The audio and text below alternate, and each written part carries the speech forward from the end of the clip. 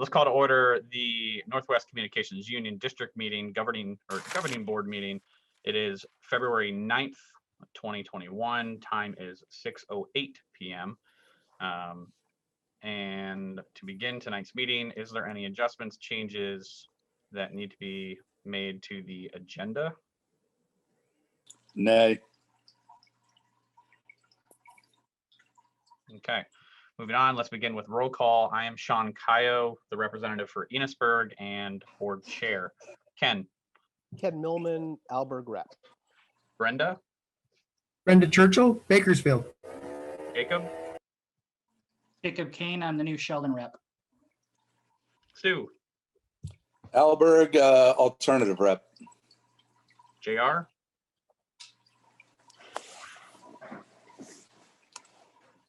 I believe JR is here today on behalf of Northwest Access. Everett. Everett McGinley, Montgomery rep. Dominic. Dominic DeRoja, Berkshire rep. Sharon.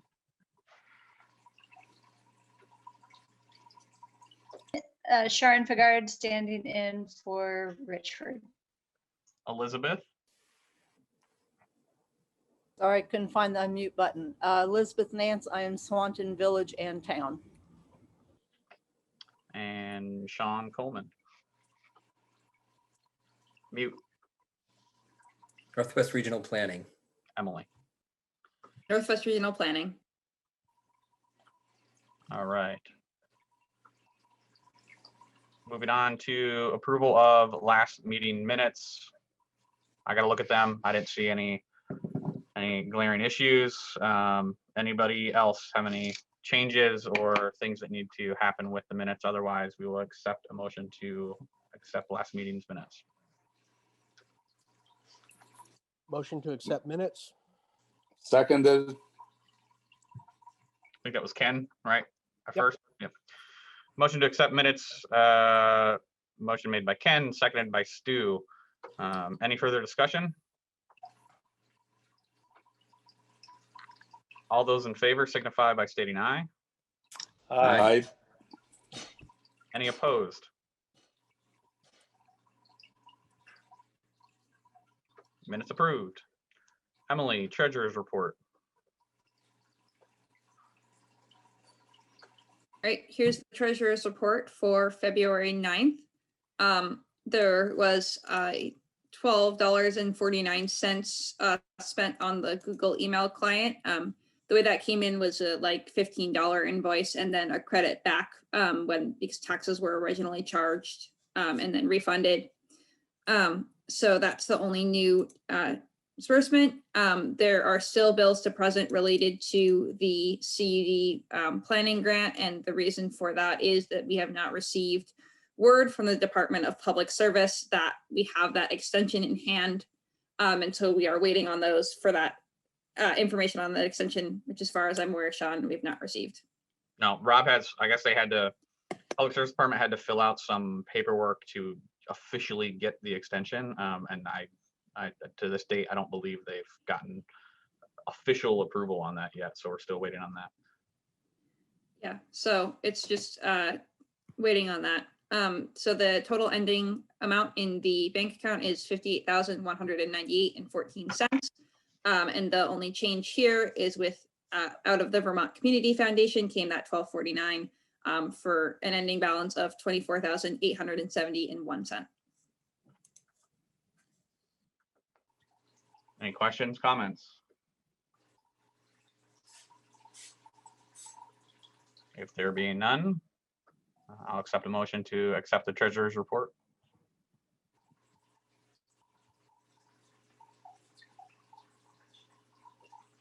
So moved. And a second. I'll second. Motion to accept the treasurer's report made by Ken, seconded by Brenda. Any further discussion?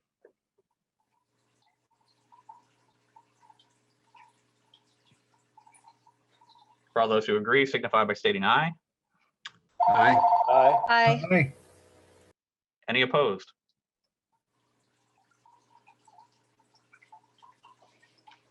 Approved. Moving on. Where's my agenda? Here we go. Election of vice chair. We have some new folks here. For those who don't know, I currently serve as chair. We had a vice chair. He unfortunately had to resign due to some family concerns. I will need to take a leave of absence. I very likely have one more meeting in me before I will probably be gone for 4 to 6 weeks. My wife and I are expecting a baby here any minute. So probably in the next 2 or 3 weeks. So we need to assign a vice chair because I, at this time, am the lone executive. So if I am unavailable, the meetings cannot happen. Thoughts? Anybody interested? If so, you're welcome to nominate yourself as well, or if you, folks have nominations, put forth and we can move forward with that. So I had a brief conversation or email exchange with Stu today. And I asked Stu if he would consider it. And Stu said, Stu, you want to pick up what you said? Yeah. I mean, I'm just be really blunt, like I usually am. I have no problem doing that. I love being at these meetings. It'd be an honor. But I absolutely cannot afford to put anything else on my work plate right now with my new startup. So if you need somebody to be here, I'm cool. I'll be here. I always am. Yeah, I think, at this time, I mean, for the most part, I mean, it's, I know I'll continue to do some of the back and forth, especially with Emily on grant stuff and trying to work with some of the matrix stuff, which we can get into that a little bit. Emily, not too much because it's they're still early stages. To some extent, it's being the facilitator, running these meetings, and potentially, I had a conversation with Randy Brock this week. Potentially reaching out to legislators from time to time, or if they have comments, being a point of contact for that. But outside of that, there's not it's not a huge list of responsibilities. No, that and I was going to say that too. It's not like I'm saying nothing. Right. What I'm saying is, what I'm with my startup and my decades of working with startups and businesses, I really enjoy, like, if you got to call Randy Brock, put me on the line. Right. Put me on the line. If you got something that's a quick look over a document, do it. I have no problem with that. It's just I can't take on some bigger role that's going to impact my ability to get my startup safe. So given that, I will nominate. I would love to do it. So given that, I will nominate Stu McGowan to be our vice chair. Any other nominations?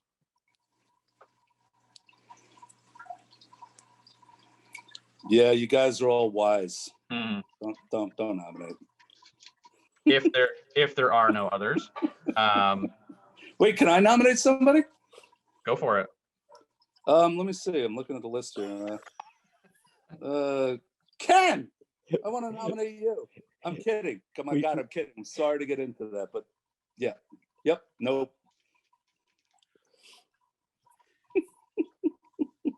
So I guess we have to do it the typical way. I'll accept a motion to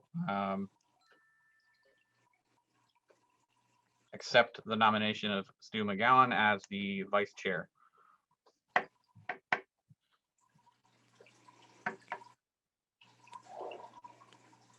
Need a motion. Oh, so moved. And a second. I'll second. Motion to accept Stu McGowan as the vice chair of the Northwest Communications Union District made by Ken, seconded by Dominic. Any further discussion? All of those in favor signify by stating aye. Aye. Aye. Any opposed? Congrats, Stu. Thank you, humans. All right. Appreciate it. All right, guys. See ya. I'm gonna go.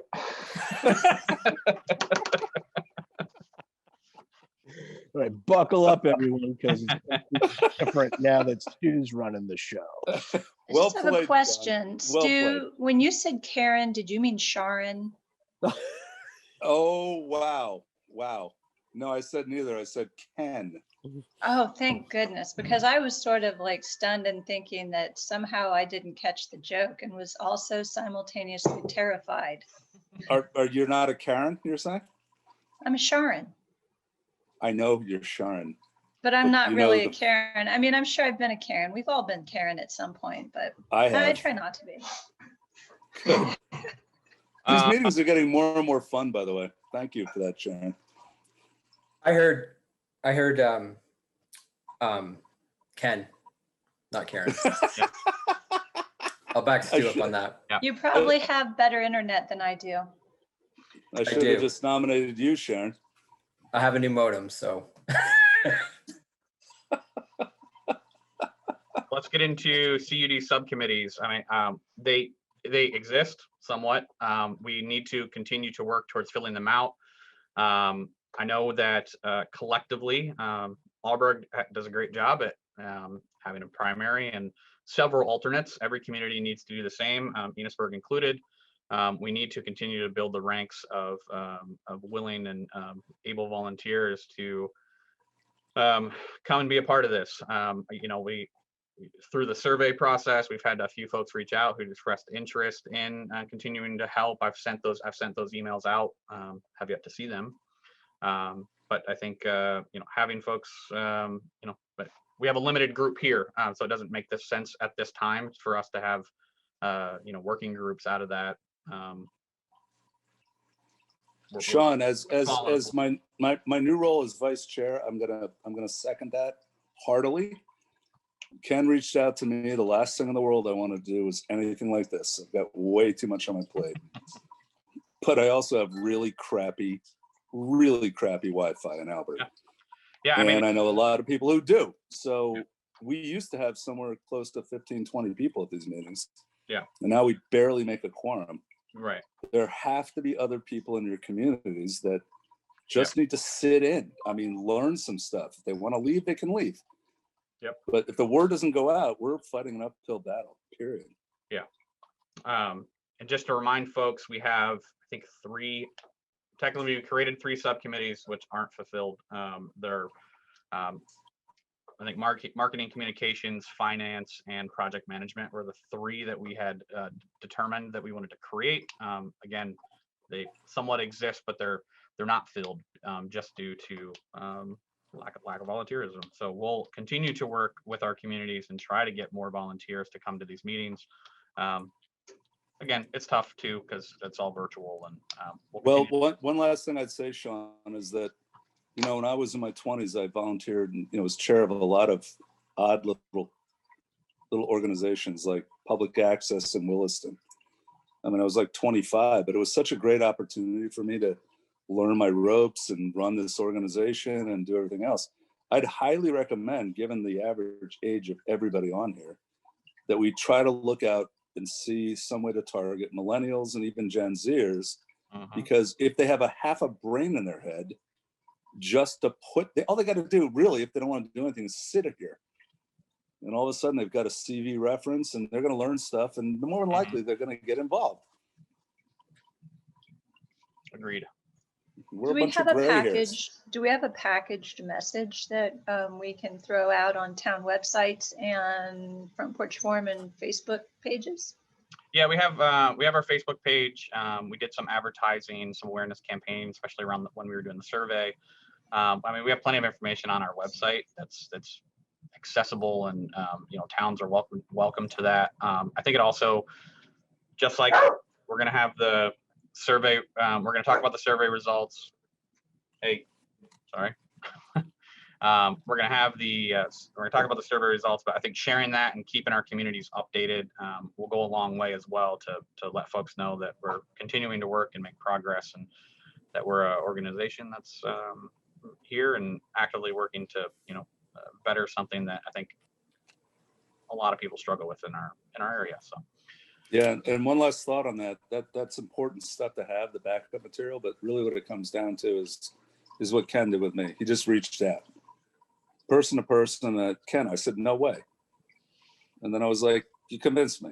So if you know anybody at all, it's going to require the person to person. The Facebook stuff and all that's great, but if you know somebody who is ambitious and has an active interest in this, just reach out to them. They'll probably say yes.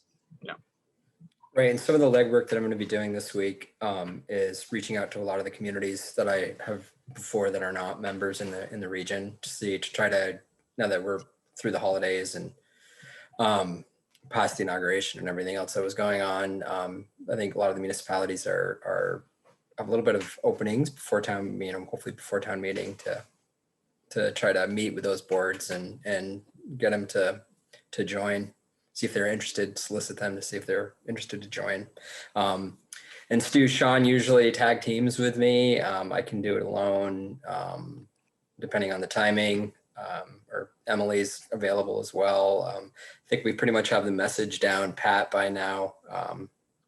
It's always great to have someone from the board to join us when we do meet with the local boards. The meetings are virtual, so it's pretty easy to do. And Sean, for whatever it's worth, my background's in media and tech. I run a tech company now. Right. So materials, to me, it's just discrete tasks are good. Not like an overarching, go out and create this. I will 100% involve me in all that stuff. That's what I do right now for my company. That's pretty much all I do is manage all my employees and get on phone calls when they're necessary. That's kind of it. And it's a 12-hour-a-day job. So include me in those if you want to. I'm in. Emily, USDA Rural Business Development Grant. Sure. So we're moving forward right now with the USDA Rural Business Development Grant. I have sent over a view of the project, the same one that I sent to all of you and that I'm about to put up on share screen, also to USDA, and they are going to be sending it to their national office. If you were at the last meeting, you'll know that the potential impediment to applying for the USDA funds or any USDA funds is the protected borrower status that VTEL has in the majority of Vermont as a result of them having previously gotten USDA Reconnect funds.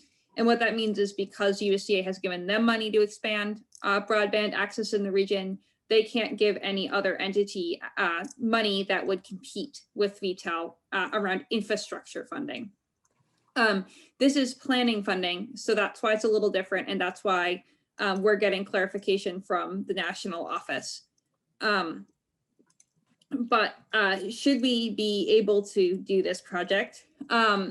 The goal for this project is to plan essentially around the open access fiber model that's with the CUD's mission statement, where multiple ISPs can operate on the same fiber to premise network. So it's not privileging any ISPs, which is allowing for competition and consumer choice. So this would help fund a consultant to really provide those capacity building support, the networking that needs to be done with ISPs, and providing recommendations on appropriate organizational structure and business planning specific to that type of model, which is different than, some of the basic business planning in terms of, areas we need to expand to and number of subscribers you need to have for that will be in the basic feasibility study and business plan. So this is a draft budget. I took all of the quotes that we had previously received for our feasibility study to create an average consultant rate, which the mid-range is 190 an hour, and divided that out into hours, and total project cost is about $30,000. That's a mid-range, Emily? Yeah, that was of the consultant costs that we received for our initial feasibility study. That is dead in the middle of those costs. Wow, I'm in the wrong business. 160 and 220 an hour. Yeah, it's not cheap. Obviously that covers their whole business overhead. So yeah, and I mean, certainly we would hope that if we receive this grant that we could go out to bid and find someone for less expensive than that had the right skills, but that's sort of a conservative estimate. If this is going to be a successful application, the big thing that will need to happen is letters of support from businesses. These are not just a letter of support that says, we think broadband's a great thing, but specifically letters that from businesses that say, if we had broadband, we could hire X number of new people or X number of people that otherwise we might not be able to retain, we could save those jobs. And that's really the crux of USDA's, what USDA is looking for is job creation and retention. And so specifically with small businesses, which I believe is any business with less than 50 employees or 1 million in profits. So that describes a really wide range of businesses in our region from. Well, almost every single business. Yes. That's Yeah. good. Yeah, with the exception of a few large companies, that describes almost every business in our region. And Yeah, there's 4 of them. Operator. Yeah. And it doesn't need to be like if you have a single operator business that's not formally incorporated, that still is able to be counted. So, you know, if someone's working, maybe they have like an Etsy shop or something, even if they have no legal incorporation, that's still a business by USDA's definition. But Emily, when they say sustainable, what do they mean by that? How do we make it sustainable? Is it a one-time grant? Is it a multi-year grant? What is it? It's a one-time grant. So, I mean, I think in terms of sustainable, what they want to see is a project outcome that's going to lead to long-term outcome. You know, they don't want just like whatever you do hires, you know, you give money to a company and they hire people and then the next year they don't have that money and they can't afford to hire those people again. That's what they don't want to have happen with this type of project where you're doing planning work that would then lead to broadband, which would lead to jobs. Right. Or retention. Yeah. Or retention. Yeah. Yes. So essentially what you're telling us is that's the speaking script if we're going to get a business to write something. Right. Yeah. Yeah, Okay. basically. Cool. Right on. Emily and I had pieced together a one-pager a while ago. We need to take a second look at it. But Emily, what's our timeline for when should the local representatives be out in the community and having this discussion with businesses? Yeah, this is sort of the challenge, right? The application is due at the end of February. And so obviously you want to give businesses as much time as possible, but the challenge is where we haven't received that confirmation from the national office. Mm-hmm. I find it personally hard. I know it's hard to ask businesses for something that you might not be able to use. So, I mean, I think that's something the CUD might want to think about, whether you want to start having people start talking to businesses now, or if you want to wait till we get that confirmation. I think that's a challenging. No, I would talk now because this won't be the first one. Mm-hmm. And I would also really highly suggest that you guys work up some kind of a script for businesses. Mm-hmm. You know, it's a template. They can modify it the way they want, but I don't know. I mean, I've been my own small business for almost 40 years, and the last thing in the world I want to do is develop something from scratch. This is the one that got the extension, Emily. This one's due March 31st. Oh, did they extend it again? I'm sorry, I didn't. Yep. Yeah, great. So we have more time. Great. Yeah. So we can certainly work on, I know USDA is very particular that they don't want just like, you know, a rote form letter, but that's different than providing some basic information that businesses can then adapt to their specifics. Right. I agree. Emily, you know, I've gotten hundreds of grants in my lifetime. And if you're going to do it and you're doing it for somebody else, essentially, Mm-hmm. you're doing it for your own business, but you're also doing it for us. Just give them the outline, give them a couple keywords, give them maybe a sentence or two. Mm-hmm. And anybody who's any good at this, given that, I can write that up in 15 minutes. Yeah. So I'm glad to hear this. I'm going to echo Stu's point of regardless of the deadline, let's start collecting these because we know we can recycle them for all kinds of use. This is good stuff. So Emily, we'll revisit that one pager. I think that was a good start for us, and we'll get that distributed to all the local reps with kind of somewhat of an instruction guide of somewhat of a script or directions on addressing that with their local businesses, and start collecting these now. We'll put an earlier deadline, probably mid-March, so then that way we're not waiting until the last week to get these. So I think what is that, 5 weeks roughly? I think it's plenty of time. So if we get that out by the end of this week, we'll give our reps 5 weeks to start to address. And not every business is going to fit this model. There's plenty of solopreneur businesses or very small shops that they're not going to fit this category. But I think every community might have 2 or 3 that could fit. And not not just that, Sean. You know, every business I've started has always been me, only me. Right. And then as I expand or I'm given the opportunity to, I bring more people on. Yep. And if you don't feel like you can afford to do that, and this comes your way, you're like, oh, whoa, okay. Yeah, let's think a little bigger. Mm-hmm. So Yeah. a nerdy sort of technical question, Mhm. but will emails suffice, or does this have to be like a PDF letterhead type deal? And that doesn't have to be answered at this moment, but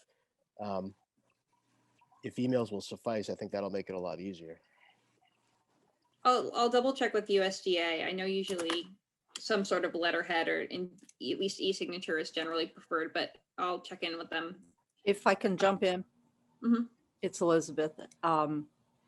It wasn't a USDA grant, but it was another grant, and we were denied, and they specifically mentioned the fact that the letters of support were emails Wow. Okay. Okay. in a Good. negative way. So I would Yeah. definitely go more formal.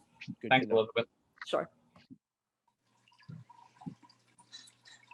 Yeah, and I think we'll work on kind of putting something together because there's a lot of different angles you can look at this. It's, you know, it's not just, you know, access things. There's things like access to e-commerce, just ability to work. And there's also things like if you can have all your employees work remotely, that's a bunch of overhead that your business doesn't have to pay. So there's a lot of different ways in which this can actually support small businesses in a lot of different ways that they might see a benefit for them. Perfect. Any other questions on USDA Rural Business Development Grant? Okay, Emily, you and I have a little bit of homework to do, and we'll get this out to the reps by the end of the week. CUD, nope, EDA grant. Emily, again, I think you'll probably have more information on this than I know. Leah from Lamoille CUD has continued to work on this. I don't know specifically where they currently stand. Yeah, so this was an email I pulled up with the most current standing. So there's, as you probably we've talked about before, ongoing discussions between the North East Kingdom CUD, Lamoille, and us about how we could collaborate on an EDA, an Economic Development Administration grant. There's been a lot of back and forth since we last talked about this. The current proposal that we're thinking about would be an 18-month project for about $200,000 total. For our portion of that, the match would be $10,000. We would have a slightly smaller portion and a slightly smaller role in the grant than NEK, just because of our ability to produce match at this point. And the current discussion is around having sort of a project coordinator to carry out the project and start thinking about how to collaborate on regional level infrastructure, capital investments at the regional level, and along combined fiber broadband network planning, design, and engineering, joint operational efficiencies, and organizational merger, which I know we've talked about a little bit, the potential for merger or collaboration with Lamoille. I think that since we last presented this has moved in a little bit more of a technical direction. And I think that presents some interesting questions for Northwest CUD and thinking about moving forward with this. NEK and Lamoille CUD have a bit of a different model. Well, both of them are committed to open access, and to the extent that you have one ISP and non-ISP groups, like maybe you allow WISP on there or those types of entities, but that's a little different than the model of open access in which you have multiple ISPs competing on the same fiber. And so to the extent that having regional infrastructure might cause some complications there, I'm not sure. I don't know enough of the technical side, but I think that's a good discussion to have. That's very accurate. We've over the last, I don't know, 7-10 days, Northwest through the House Energy and Technology Committee. There it is. We've gotten a little bit more. Northwest has gotten a little bit more. They've risen to the surface a little bit more, and they're dedicating some specific time to discuss open access model. I think previously there was more senior CUDs, and I think just what was out there and what has been a successful model is one single private partner for CUDs, and that's what has worked. And I think generally our commitment to having open access and having multiple providers on the same network is different. And I think we've seen at least some evidence, at least in some operations out west, particularly. I still find it interesting that it's not more popular here on the East Coast, but particularly out west, that seems to be a very successful model, and communities really benefit from that. So that committee is going to be reviewing that further, and they're having some discussions. That's probably something that I'll field a few phone calls this week on, and they're looking for some additional information and possibly some live testimony on some additional information. They've already asked for basically why did we go in that direction and why do we feel strongly about it? Those are the type of things they're asking for, and they're going to continue to look at that. On whether or not, basically they're trying to figure out, as they're drafting this broadband legislation, does that need to be, a parameter? They have the commitment of, 100 over 100 and some other ones, but they're looking at, does that need to be a part of it? Does open access need to be a part of it in order for CUDs or any organization to receive state funding? Do they need to meet those criteria? Does it need to be open access? Do they need to hit that 100 symmetrical? Those types of things. So that's what they're looking at, and they're going to continue to look at that this week, I believe. So Sean, just to be clear, I have a hard time imagining where we need broadband that there's going to be any technical issues other than cooperating. Mm-hmm. If it's multi, it's certainly not going to be bandwidth problems.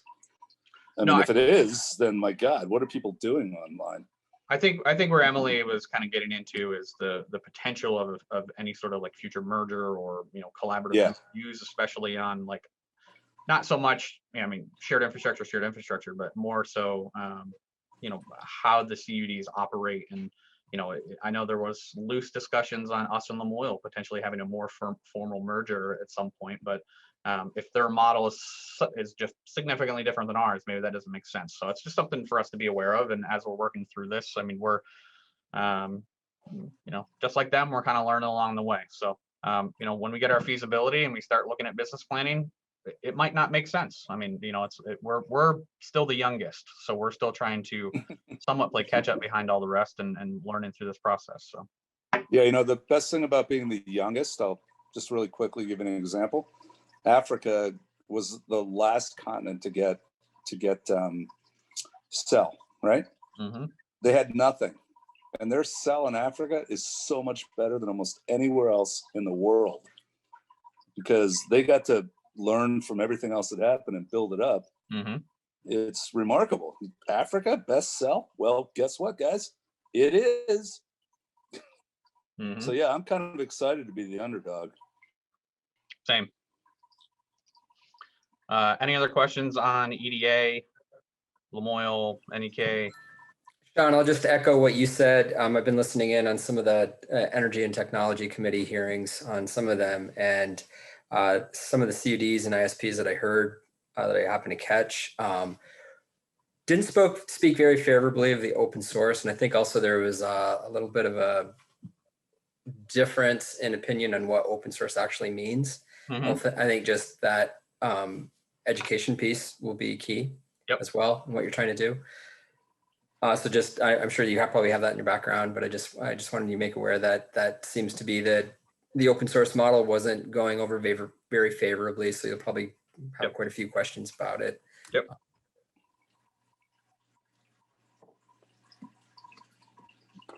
Okay. Emily, anything else? No, I guess it would just be sort of understanding. I think from whether this is a direction the CUD feels comfortable moving forward towards a grant application with this particular scope of work, $10,000 match. And again, I want more clarification on, you know, we could use our match dollars for. That's still a concern, to make sure that we can do the things that we budgeted with the VCF money. Yep. That need to be done. But I guess if that issue is resolved, if there's any discomfort with moving down this path, then No, Emily, it's the opposite of discomfort. Yep. We're a startup. We have to put everything out there we can. Take the opportunities when they come to us. Exactly. And if something works out, it does. And if it doesn't, it doesn't. Yep. I mean, that's the attitude. It has to be from here on out. Yeah. Great. Okay. Survey. My turn. There we go.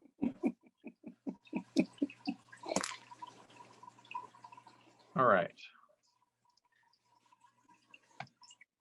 Let me hide this little guy.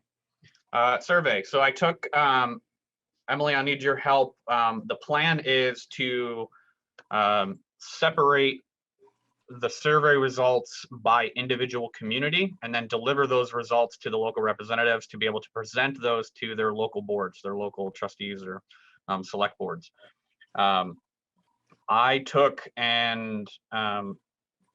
what likely are kind of the most important questions that we asked through this and pulled those out, put them kind of in a somewhat of a presentable manner. We can publish this on our website. I think we should probably share it with local news affiliates as well. Let them know that, you know, we have our results and here's what they are. I would imagine the Messenger, I have some connections there. The Messenger will probably do a nice write-up about it as well. But let's go through it and take a look. I know that we've looked at it, you know, periodically through the process, but you know, we're at the tail end of it now and it's no longer active. The breakdown of communities, I mean, kind of see Sheldon and Alberg kind of blended in there together. Alberg did really well. Fairfax, Bakersfield, good job, guys. Everyone else is pretty equal. We did get over 1,000 responses, which is fantastic. I mean, I think it puts us between like 98 and 95% confidence on the survey. Hey, Sean, Yeah. Can you go back to that Alberg kicked ass here? Yeah, they did. I'm just honestly really surprised by that. Really well. That's amazing. That gives me hope, frankly. Next question we asked was, do you currently have internet service? I mean, we didn't know what we were going to get from this. This was higher than I think I probably expected. I thought it would maybe be between like 80 and 90%. So it's somewhere around 95. Some, you know, I don't have the hard numbers here, but some, I think it was somewhere around like 20 to 25 only use cellular service at home. But generally, most folks have some form of home internet service. I did put in some little results here. Results showed over 95% of home internet service, but the performance and reliability of that service is poor to average. Less than 10% answered yes to meeting their connectivity needs and reliability of service, which are these results here. Does it meet your? So in other words, 85% of people are not getting what they need. Correct. Yeah. Or you know, they have home internet, but it's considered poor to average. Yes, so do I have home internet in Alberg. Right. And it's poor to average. Same. Good. So again, this is kind of the Cliff Notes version of the greater survey. Obviously, we dipped into cellular service and some other questions, but these were what I felt were some of the most important things. On to the next ones. Over 70% only have one provider or choice. This is a significant factor in service reliability and service rates. I know this firsthand from industry knowledge that when a community only has one provider, their service reliability, their customer service is really poor because they have no incentive to do any better because there's no competition. There's nothing better for them to choose from. As well as the rates are significantly different. We can look at that right here in Vermont, that the rate somebody pays for internet service, let's say through a one of the major big box companies, national companies, the rate that someone pays for 100 megabyte service here in Enosburg is going to be different than what they pay in Burlington, simply because there's provider of choice. It's significantly less. So that's something that we would love to be able to tackle and accomplish here in our district as well. So not surprised to see that over 70% only had one provider. Do you perform any of the following tasks? Obviously, we know that these numbers are only going to continue to grow, especially, especially with younger households, remote work, virtual work, remote learning, telemedicine, remote doctors learning, video streaming significantly high.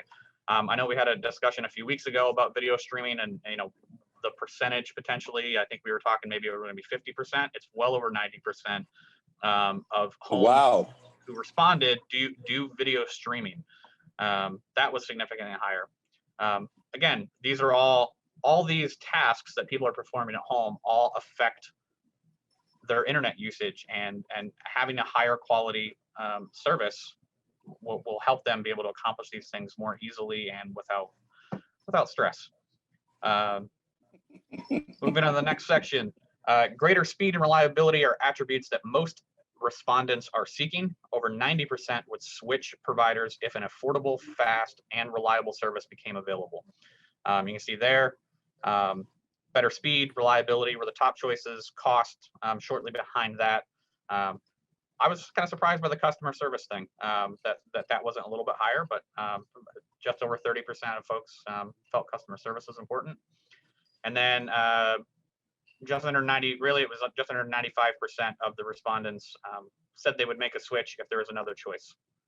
So people are tired. People they're fed up with poor service and only having one option. Moving on, over 80% would choose a fiber to the home service. 100 over 100 was the most popular choice for a desired speed. And as we know, really only fiber can deliver symmetrical internet services like that. We know that the number of devices, the number of smart home appliances and smart thermostats, cameras, all the things that we connect to is only going to create a greater demand on internet services at your home. And the clouds aren't going to go away. The snow is not going to go away. The rain's not going to go away.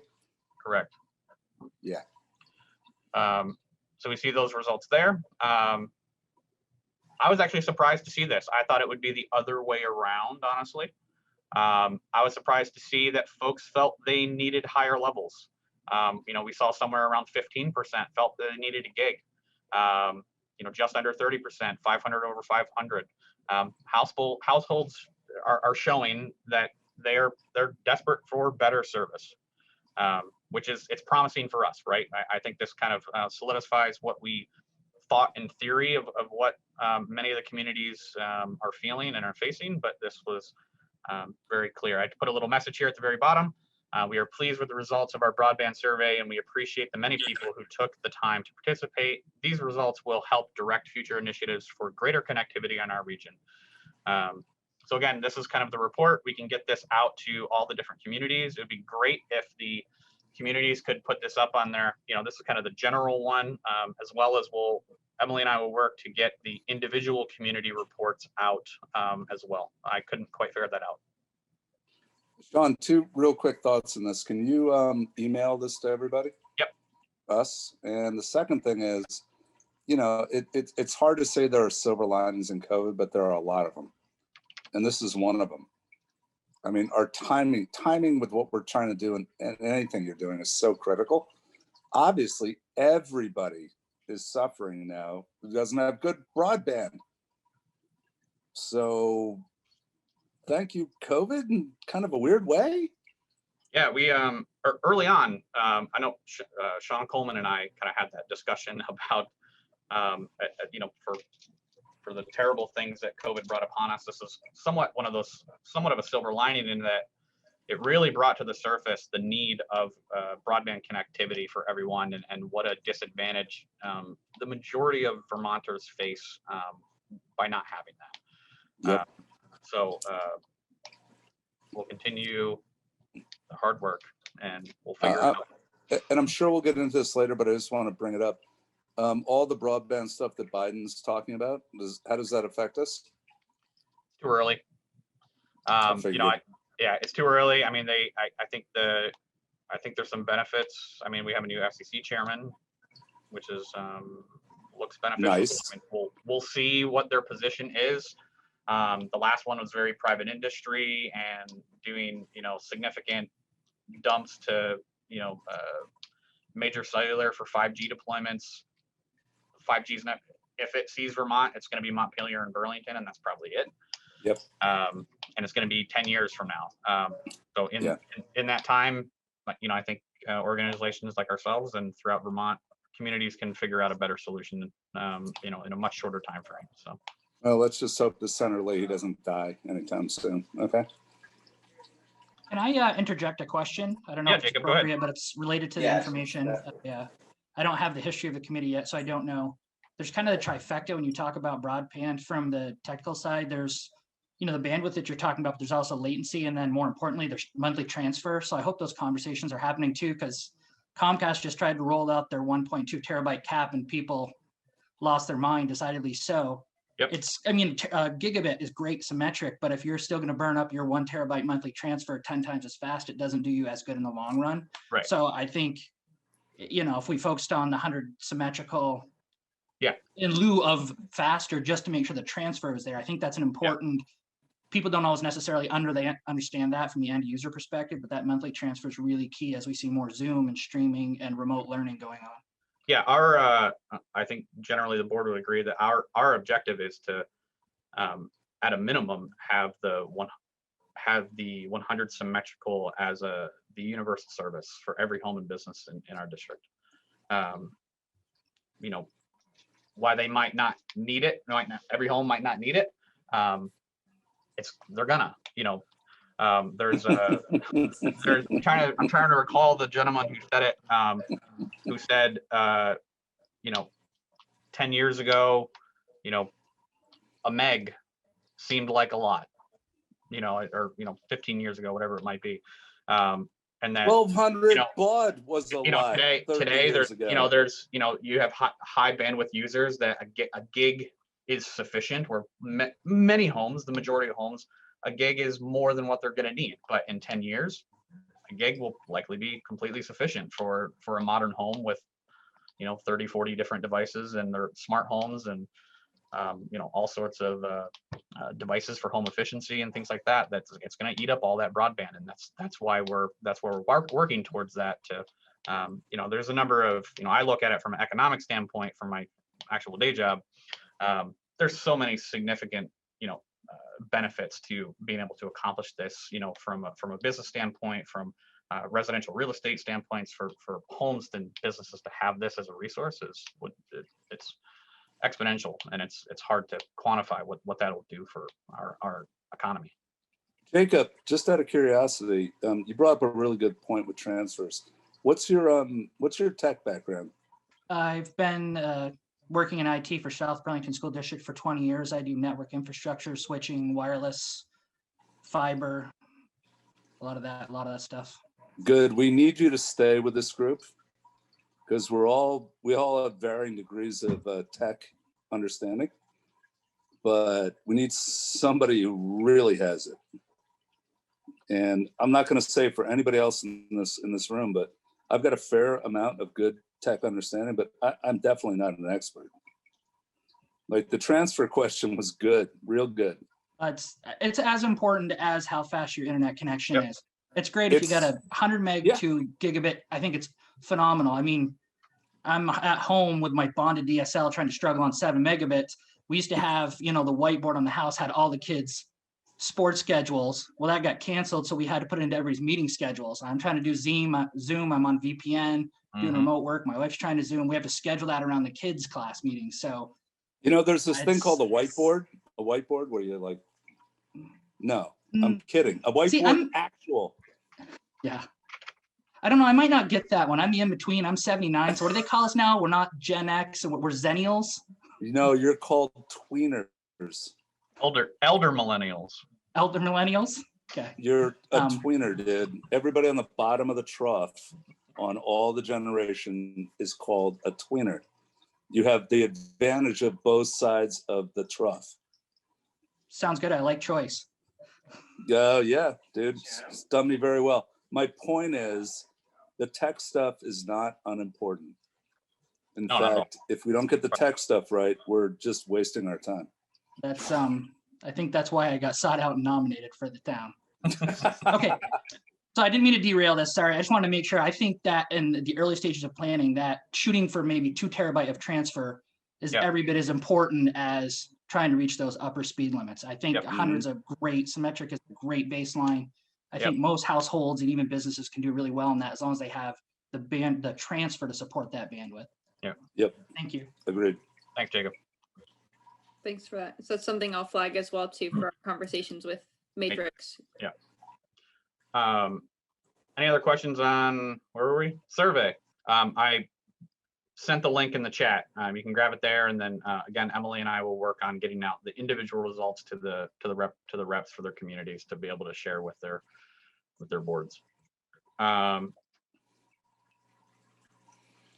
Legislative update. One moment.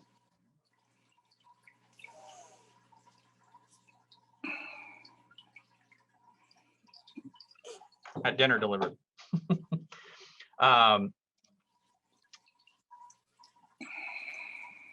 Legislative update. I mentioned a little bit earlier about the open access piece. I did have a long conversation with Senator Brock and a few other House representatives this past week. They had been seeking some more information from us, and it was just my limited time to be able to talk to them over the last couple of weeks. Another component which has very much risen to the surface, and I'm glad to see that they worked it into the latest draft of the bill, which is fantastic, which was broadband workforce development, which is something that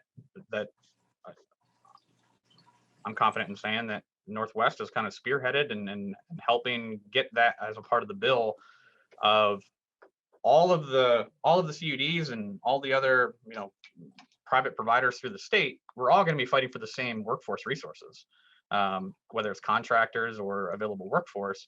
There's going to be a shortage. There's going to be a bottleneck at some point here in the near future of workforce problems. And they are working with VTC, and Senator Brock is going to have discussions with the Department of Education to try to potentially work in a program at the technical schools as well, to develop basically a fiber technician and installer program. I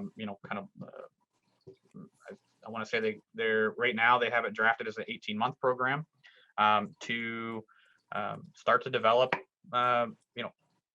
fiber and internet technicians. And I think that's going to be important for our state, because there's going to be a bottleneck. It is. My years in the industry, it was always a challenge to find folks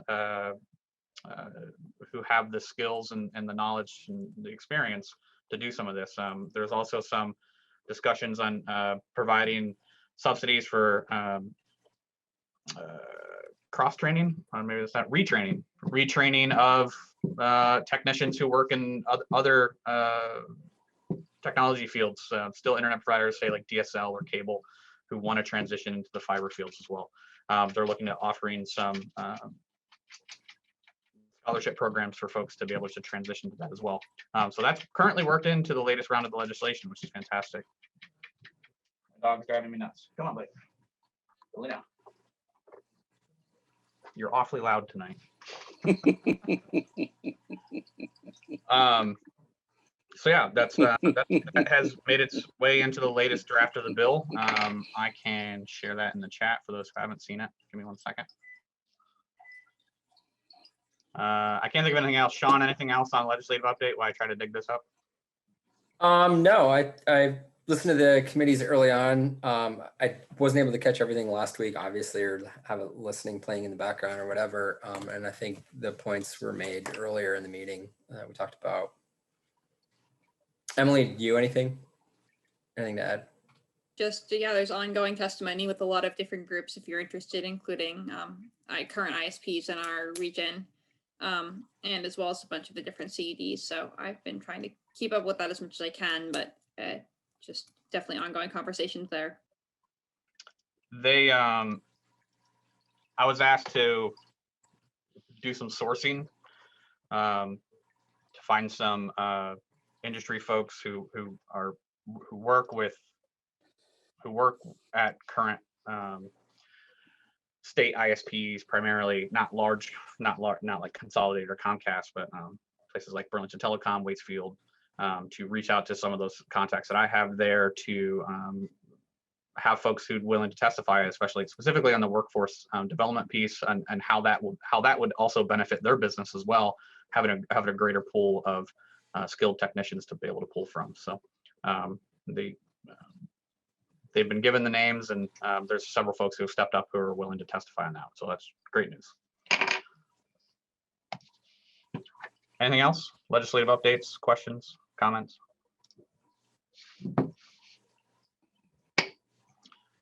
Member updates.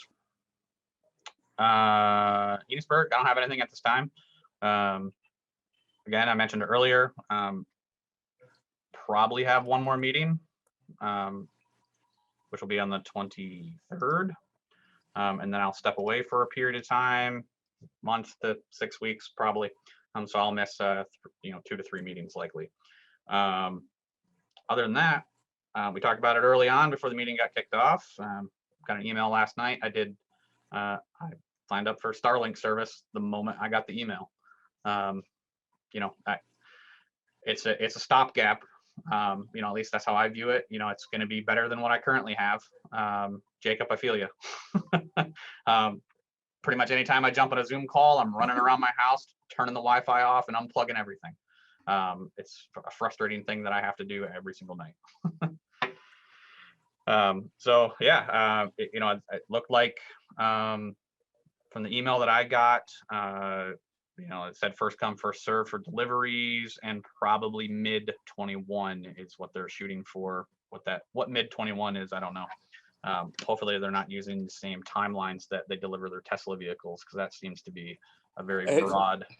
I was about to say mid 21, mid 22. Right. I think it's going to be better than that. They're really bumping up their launch schedule. Yeah. They put up 120 January and they launched 120 last week and back-to-back. Yeah. So they're really trying to expand. Yeah, it was great. Yeah, So I was excited to see that email. I literally jumped out of my chair when I saw that email and immediately hit submit to pre-order and get myself locked in. You traitor. No, I'm still gonna continue to work. Don't worry. I'm freaking kidding. The minute I get the email, I'm in. What do I got to do? Get on a bike? Get on a bike and pedal so I can get connectivity? Right. Tell me what to do. I would do that probably as well. I guarantee. Brenda, anything for you?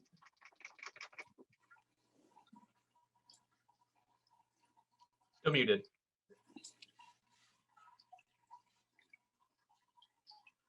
Let's try this. Thanks, everybody. I'm new to this for Bakersfield. I'm real happy to be in this spot, in this space. I've been in telecom for over 20 years, retired from a traditional phone company. Didn't throw any wires up, didn't get into engineering, but I got into the hard stuff, the customer service work. So hopefully I can lend some background and some thoughts when we get to that spot. We're not there yet, but all the tech stuff, it sticks like glue and I can't forget it. So I'm glad to have the discussion. Awesome. I'm glad that there's other industry folks other than myself here. So that's good to have Jacob and yourself here tonight. So thanks for. Retired from CWA. So I don't have a lot of time on my hands with all the other stuff I've gotten into, but this is a good fit for me. I appreciate it. Perfect. Wait a minute, Brenda. You said you're retired. You don't have a lot of time on your hands? I retired from the phone company. Okay, fine. You did that wrong. So no. We want more of your time. Well, it's under negotiation. It depends on the compensation level. Don't ever give me your home phone number, okay? Don't do it. Jacob, any update locally? No, other than a text from Mustafa saying that he couldn't do it anymore, and last night I got a text from Nick Norris at like 9 o'clock saying that select board had voted me in. So I got the minutes and stuff from Emily yesterday, and I've been trying to go through some of that stuff, but I don't have anything yet. Okay, perfect. For yourself and any of the other new members, if you have any questions or need updates on anything, feel free to reach out to me. My email is just sean@nwcud.com. You can reach me there, or feel free to reach out. I can give you my my cell as well. Okay, great.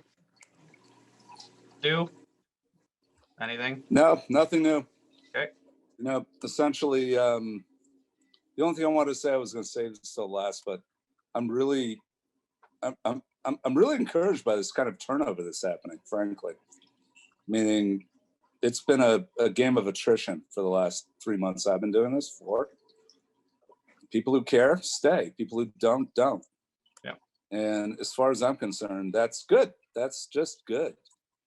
If it doesn't matter to you, don't do it. Just don't do it. But if it does matter to you, make sure you're here every week or every other week, because we have to solve this thing. I mean, my God, Vermont is going to be in a world of hurt if we don't. Karen? I don't really have anything to share other than Richford's going to have a decent website at some point soon, but I had to go to Richford and sit in the town hall because I didn't have enough internet to do it from home this morning. That's all. Glad to hear And it. I'm linking, regional organizations like the NWCUD into the website. Perfect. So that people can learn about it directly. Yeah. Let us know when you are ready to share it. I'd love to take a look. Everett. Nothing Montgomery specific. I did attend the CUD Accelerator meeting, the first one of those. Found that very useful. Good. Good speakers, a lot of information. I was not able to attend the one last night because I have a competing board meeting every other Monday night. Yep. So I would encourage other members of our CUD to sign up and attend that. I'll go to every other weeks. I've signed up for those. But if we can have somebody else fill in. I did get the name of, there's sort of one attorney in the state who handles all this sort of legal advising for CUDs, people like that. So we know who that is now, and there were some other bits of information, but it's really quite worthwhile. It's well done, and I'd encourage someone else to attend on those weeks when I can't. Yeah, perfect. Yeah, Emily, I just realized I skipped over that by accident. Can we redistribute that to the members, especially the new folks? Yes. So the whatever it's speaking about, the CUD Accelerator program is basically a webinar series put together by, can't recall. Just gonna put it up now. There we go. The Vermont Community Foundation. It's basically a week by week program. I think there may be coming up on the third week. Yes, third week. And it covers, it's a how-to's guide to CUD success, CUD structure, financing, state broadband policy, planning, design, network technology, getting into a little bit of everything. So if you see some topics there, each CUD has some reserved slots, and Emily has, forgot what it's called. Doodle poll. Doodle poll, there we go. A doodle poll that she can send out if you're interested. We can put your name down if there's a topic here that you find interesting and you want to partake. Put your name down and you can attend those. I haven't been able to go. I've had kind of a standing Monday night meeting for several weeks, and hopefully I'll be able to get some of the later ones. But it's available. It's happening now. And Emily, again, if you can send that back out, that'd be great to just remind folks that it's available to attend. Yep, I'll be sending that back out again, and I will also send out the Zoom links and password information for the recordings of the meetings that have already happened that I'm getting. And yeah, if you want to attend, just do it on the doodle poll, or if like you decide you want to attend maybe like a couple hours before the meeting, just send me an email directly. Everett, I got your back. I'd like to be part of that. Did we ever find out if those meetings are being recorded? They are. They are? Yes, and I have the recording link and password, and I'll send it out via email. It's not public, but it is available to all CUD representatives. Okay, perfect. I was hoping to get to several of them, but that 5 o'clock time slot is tough. Yeah. It's tough, dude. It's really tough. Dominic, you're up anyway. Any updates? No, nothing new out of Berkshire. All right, perfect. Sean or Emily? We're continuing to work with Matrix Design on the feasibility study and business plan. We provided them with the raw data from the survey, so they have that, and they're working on doing an analysis of the road miles and where the poles are to determine, basically their first step will be to determine kind of the path that it would make sense, and that will inform the phasing of build out and those types of things. So we're continuing to meet with them bi-weekly to ensure that that meets our goals. Yeah, they're currently building kind of a statistical tool or matrix to determine priority realistically, and based off of several different factors, different data sets. We provided them our survey stuff. They didn't have the SU data that was done early on homes with school age children and assessing that need. So that wasn't something they had that yet. They got that last week as well. So they're going to work that into it, and then they'll piece that together and somewhat have come back with us with a presented plan of infrastructure phases. So we're getting there. They made some progress, and we'll have, and we continue to somewhat push back on the thoughts of open access and preaching to the choir for Alberg, but not having one provider control the network. So we're continuing to work towards that and push back on some of those ideas. So, but we're getting somewhere. So it's I'm optimistic that we'll have a good feasibility at the end of this, and they're continuing to kind of gather what they need to get done to be able to present us here, hopefully in the next couple of weeks. And those meetings are bi-weekly, every other week on Thursdays, daytime at noon. So if you're interested in being in that meeting, just send me an email. Right on. Hey, before we adjourn, Emily, I'm not trying to call you out or anything, but your lighting there looks like you're a Tim Burton character. Oh yeah, I know, it's terrible. This is the best. The problem is I have 2 other roommates who work in this space, and finding the lighting configuration that leads at least all of us. No. If you're tech, you know this. You can get these little lights that go in front of you and illuminate you. I mean, do whatever. I mean, I barely get to see you. You're just like this thing hovering. You can get like a $3 to $5 lamp from a thrift store, just a little table lamp. I'm just saying, again, not trying to call you out, but we don't get to see you. Yeah, I'll see what I can do. It's challenging. We're working with, like, if I have too much light in my corner, then nobody can see my roommate when she Zooms, or so on and so forth. Yeah, work it out. We'd like to see who you are, other than like Tim Burton, Nightmare on whatever street. Apartment Wars. I don't have anything to share for public service. I've talked to Rob a handful of times. Again, I'll continue. I'm sure I'll get some calls this week regarding workforce and open access. But other than that, don't have anything for public service. We do not have any members of the public here tonight. Any other business? Last call. Okay, if nothing, I will accept the motion to adjourn. Motion to adjourn. I second.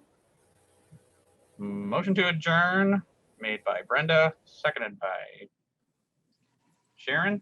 You can just call me Karen. Karen, yeah. Any further discussion? No. All those in favor signify by stating aye. Aye. Aye. Hi. Any opposed? See you later, Karen. Good night, Everyone, Stu. have a good night. Thank you for your.